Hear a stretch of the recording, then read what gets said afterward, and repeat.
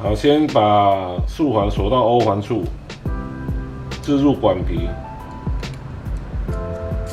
这里参考点，胶皮定位点，拿出扳手，把它逼紧。当我们逼紧的时候，它内管会往这边带，没关系，纸胶带撕一小段，贴住内管，拿出尖嘴钳，夹住纸胶带的地方，目视往回瞧，在正中间的时候 OK 了，再把纸胶带撕掉。